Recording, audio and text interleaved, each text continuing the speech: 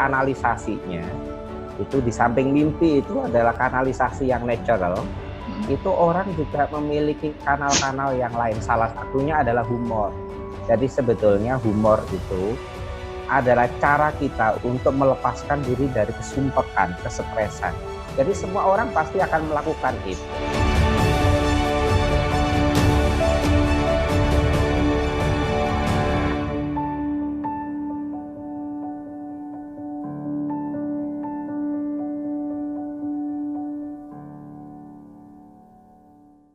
Mas, aku ikut tertarik sama iki loh Mas, artikelnya Mas Inung.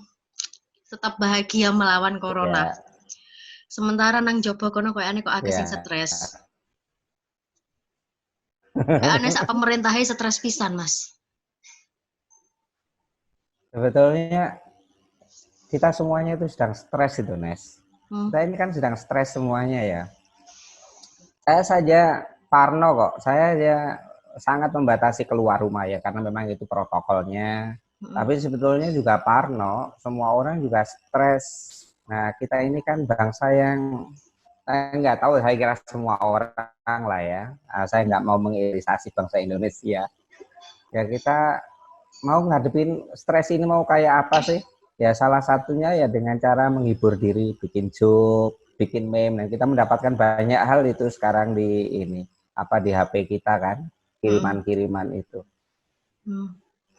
Artinya ini bener gak sih Mas? Semakin tinggi tingkat stres orang, maka akan semakin banyak joke yang beredar. Ngukurnya gitu nggak sih?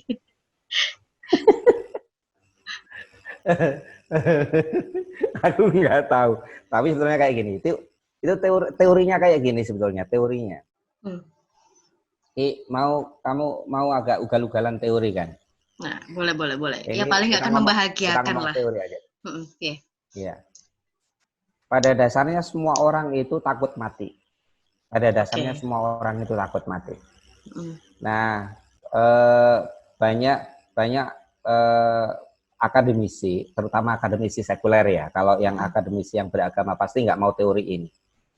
Ketakutan akan mati itu yang kemudian melahirkan agama. Jadi agama itu sebetulnya adalah cara manusia untuk mengatasi ketakutan terhadap mati.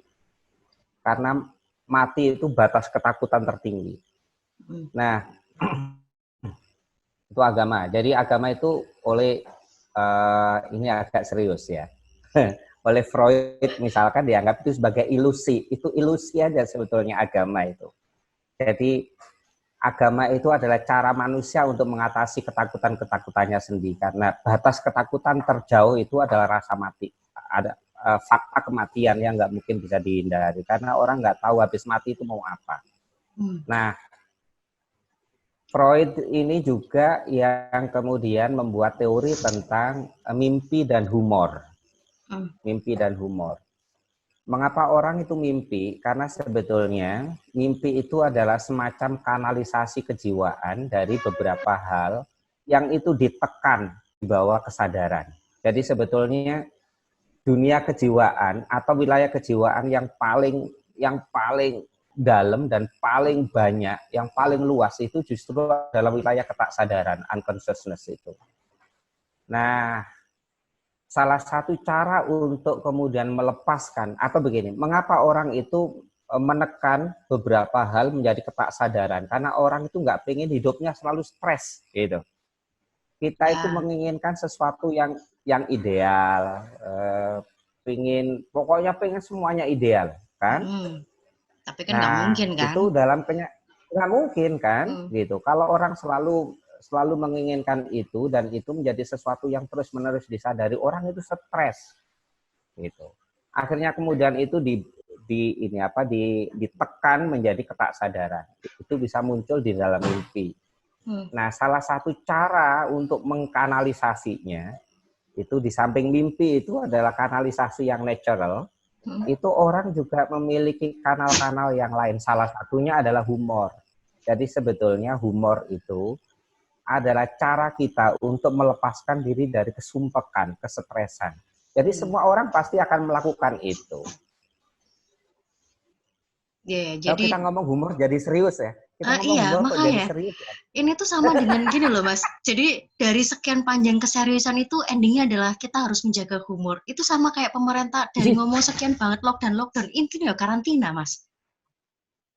Iya. Aku sih ini semua negara pasti sedang kebingungan. Nggak peduli negara kita. Amerika aja kebingungan. Amerika itu gila menurut saya. Itu bagaimana seorang presiden dan kemudian kalau di sini itu ya orang atau dokter lah ya, dokter yang memang selama ini menanganin kasus-kasus kayak gitu, itu dia bisa berkonflik secara terbuka tentang apa yang harus diambilnya. Itu gila menurut saya. Italia yang negara yang masuk dalam kategori negara maju lah yang menurut saya sanggup menghadapi hal-hal kayak gini. Bahkan itu kesehatannya pun juga katanya paling maju kan? Paling maju. Begitu di lockdown jadinya social unrest. Orang bagi misalkan begini, saya bukan orang kaya ya, tapi maksud saya kalau saya itu di karantina 2 minggu sebulan itu, saya masih bisa, hidup itu bisa. Tapi bayangin kalau orang yang itu hidupnya tergantung pada penghasilan harian, dan kemudian itu dia harus dikarantina, dan kemudian negara itu nggak menjamin apa-apa, ya orang pasti akan jatuhnya adalah homo homini lupus. Ya orang akan menjadi serigala bagi orang yang lain, karena dia perlu hidup.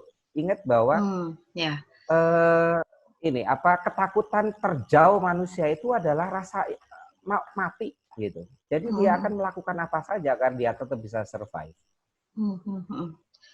Dan sekarang khususnya mereka-mereka ini ya lebih baik mati karena virus ketimbang mati karena perekonomian yang sudah jelas kalau nggak berangkat kerja sekarang ya mati sekarang kan gitu ya Mas Inung ya. Iya. Hari ini kita bisa membaca di opini di salah satu koran di Jawa Timur ya. Pilihannya orang sekarang itu bukan hidup atau mati. Pilihannya adalah mati di mana.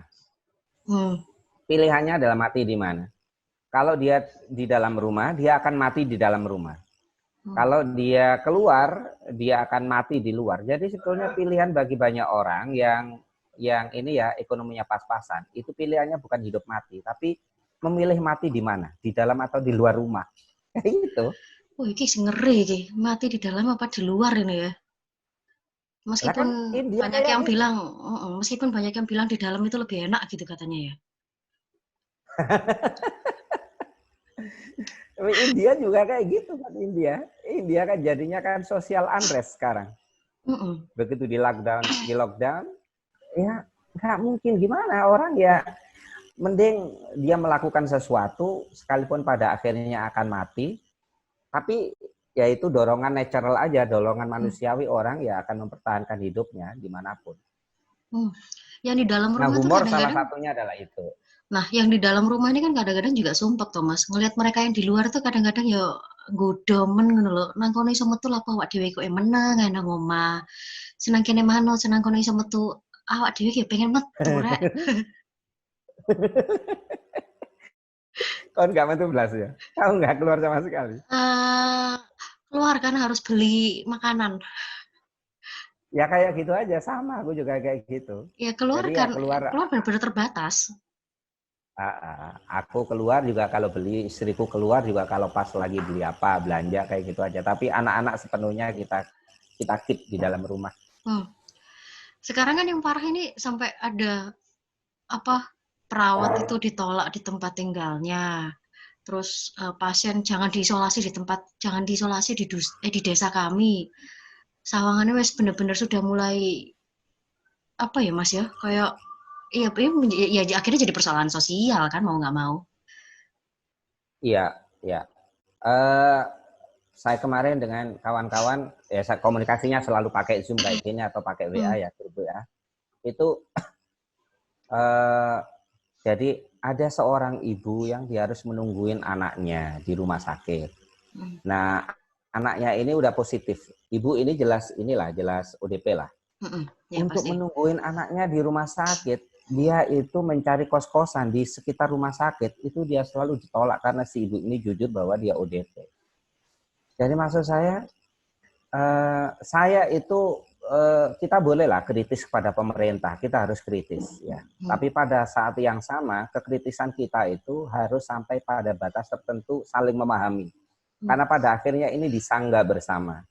Kita melihat India, kita melihat Italia, kita melihat Amerika dan sebagainya. Pada akhirnya juga orang harus memahami bahwa setiap negara punya keterbatasan. Yeah. Kalau misalkan yang diinginkan oleh orang-orang adalah national total lockdown, dan kemudian semua orang yang nggak bisa makan itu harus ditanggung oleh negara, itu pasti utopis menurut saya. Itu pasti utopis. Ya itu sudah fix pasti, makanya pemerintah juga sekarang kan ya masih galau juga kan kalau harus nasional total lockdown. Iya pasti lah. Mana sih negara yang berani itu? India pada akhirnya juga ini menggagalkan lockdown, national lockdown. Karena nggak tertahankan itu konsekuensi sosialnya. Terus humor sing pas iki. Kadang-kadang beberapa kali kan teman-teman tuh mikir gini, bilangnya gini Mas, ayo rek sebar sing positif. Tak jawab, sampai nyebar-nyebar positif nang wong sing arepe preksa ditutui ngono kok ya. Kok mikirnya arepe preksa aku pikir positif temenan. Tapi bener Mas, karena khawatirnya imun kan. Imun tubuh ini. Harus menyebarkan yang gimana, tapi sekarang kan juga lagi sensitif juga. Meskipun banyak humor-humor ya paling sekedar lewat, tapi lagi-lagi berita-berita teror itu tetap menghantui loh Mas. Masih humornya ya akeh.